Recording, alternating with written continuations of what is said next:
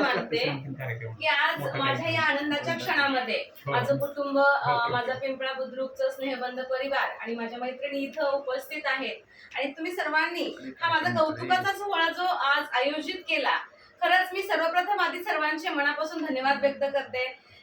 ही तुमची कौतुकाची थाप माझ्यासाठी भविष्यामध्ये खरंच मोठी प्रेरणा ठरेल आणि या प्रेरणेने आपणच नव्हे तर आपली पुढची पिढी आमच्या हातून घडत राहील याची खरंच ग्वाही द्यावीशी वाटते. आताच मस्के सरांनी सांगितलं की माझ्या थेसिस बद्दल. मॅडम आता बोलल्या की मराठी शब्द PhD साठी विद्या वाचस्पती म्हणजेच डॉक्टर ऑफ फिलॉसॉफी, आणि ही पदवी आयुष्याचं एक स्वप्न होतं. आणि ज्या वेळेस मला वाटलं की स्वप्न हे आपण बघायला पाहिजे आणि त्या स्वप्नापर्यंत जाण्यासाठी तेवढी धडपड करायला पाहिजे, त्यावेळेसच आपल्याला स्वप्न मिळू शकतात किंवा त्यापर्यंत जाऊ शकतो. खरी अडचण होती वयाच्या 19व्या वर्षी सरकारी नोकरी लागली.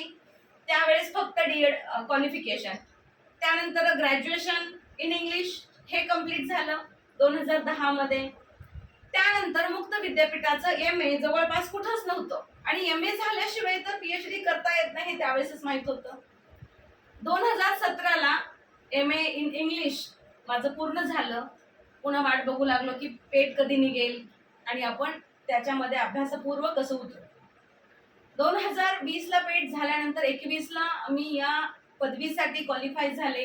त्यातही खूप संघर्ष आहे, सरांना माहिती की त्यामध्ये आपल्या कुठल्याही विद्यापीठामध्ये जर डिग्री मिळवायची असेल तर त्याच विद्यापीठाचा तो विद्यार्थी पाहिजे, म्हणजे होम युनिव्हर्सिटी ज्याला 70% जागा असतात. आणि नंतर अदर दॅन होम साठी 20% आणि 10% NRI साठी असतात. मग त्या 20% मध्ये कुठंतरी मला माझी जागा, कारण मी बांबूमध्ये म्हणजे डॉक्टर बाबासाहेब आंबेडकर मराठवाडा युनिव्हर्सिटीमध्ये अदर दॅन होम होते आणि त्यात खुला संवर्ग.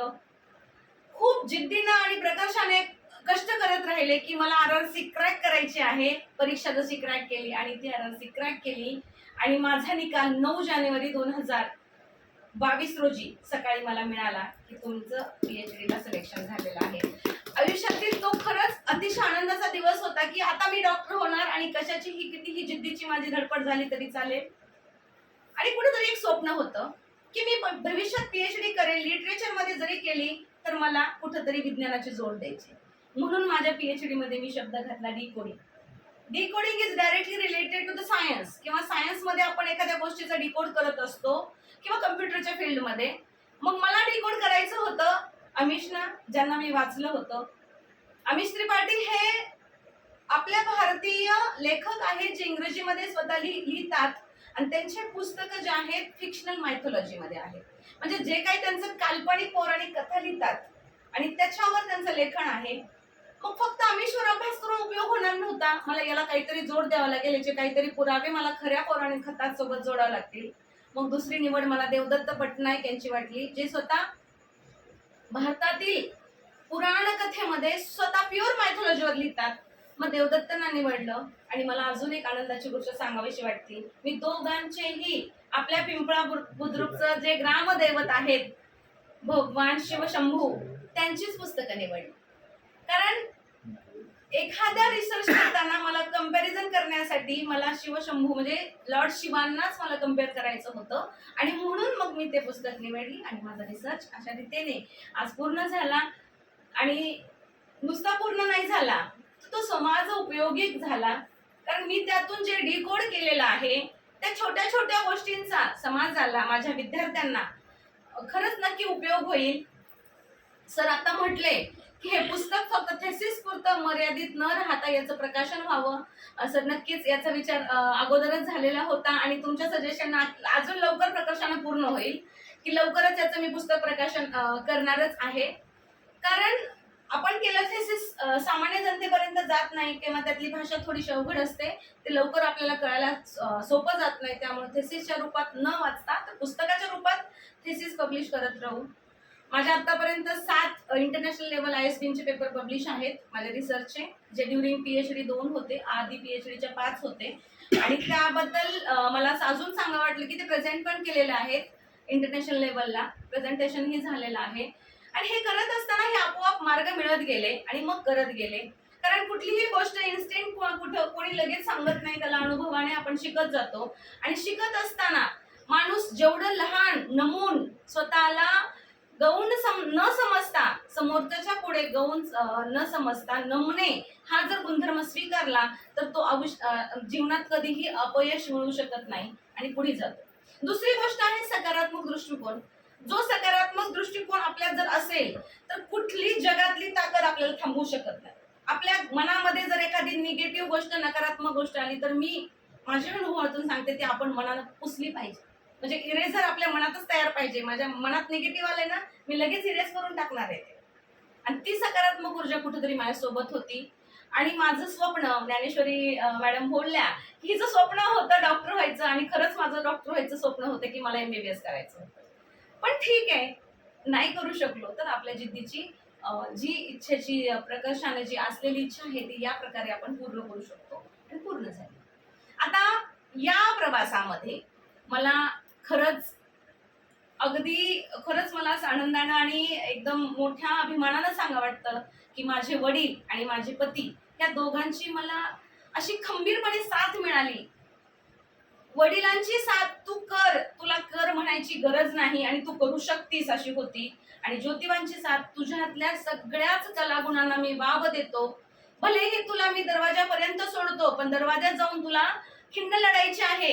म्हणजे ते माझा दिवा बनले आत्ताच विनोद भाऊ म्हणल्याप्रमाणे, आणि त्या दिव्याच्या उजेडावर मी माझं कार्य, माझा हा शिक्षणाचा जो लढा होता तो लढत गेले आणि इथं थांबणार नाही. कारण हा लढा थांबला तर माझ्या विद्यार्थ्यांना, मला स्वतःला काहीच उपयोग होणार नाही. कारण माणूस आपल्या शेवटच्या श्वासापर्यंत शिकत असतो. भविष्यामध्ये अजूनही काहीतरी करण्याची उमेद येत राहील.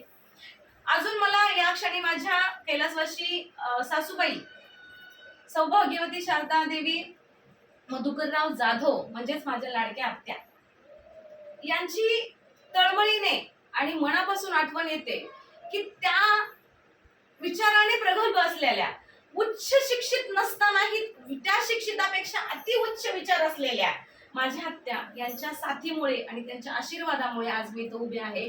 आणि एवढा मोठा मला PhDचा बहुमान माझ्या हातात आहे. क्रांतीज्योती सावित्रीबाई फुले पुरस्कार महाराष्ट्र शासनाचा माझ्या हातात आहे. आणि कुठंतरी ते आशीर्वाद रूपी त्यांचा आहे.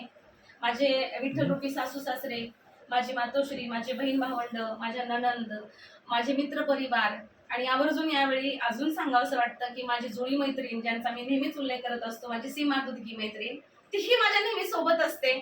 आमच्या दोघींचीही PhD एकाच दिवशी, अगदी 1 दिवसाच्या फरकावर पूर्ण झालेली आहे. आणि आम्ही सिद्ध करून दाखवलं की एक जर स्वप्न बघितलं तर आम्ही मिळून पूर्ण करू शकतो. आम्हाला बरेच जण म्हणायचे शक्य नाही दोघी मिळून करणं, पण आम्ही PhD सारखं शिक्षण सुद्धा मिळून पूर्ण करून दाखवलं.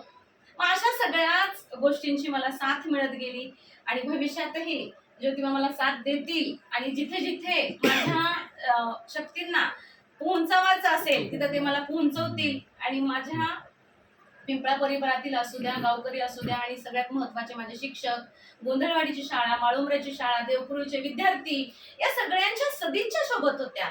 जर ही सदिच्छा सोबत असेल तर नक्कीच आपल्या सोबत विजय येत राहतो.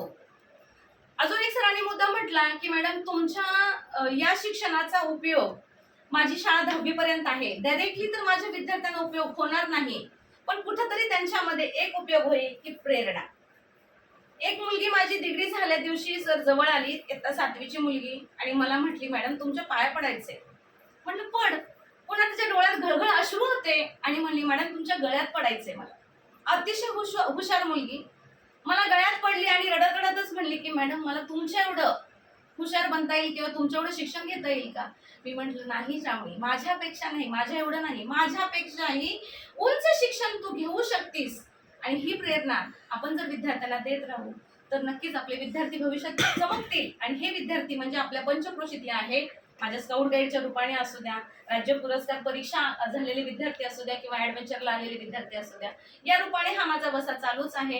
पुनश्च एकदा कौतुकाची थाप नेहमी नेहमी भरभरून देणारे माझे स्नेहबंध परिवार, पिंपळा बुद्रुकच्या मैत्रिणी आणि सर्व मित्र परिवार, सर्वांचे मनापासून आभार मानते आणि तुमच्या सर्वांनी दिलेल्या माझ्या संधीला, शब्दाला इथे विराम घेते. थँक्यू.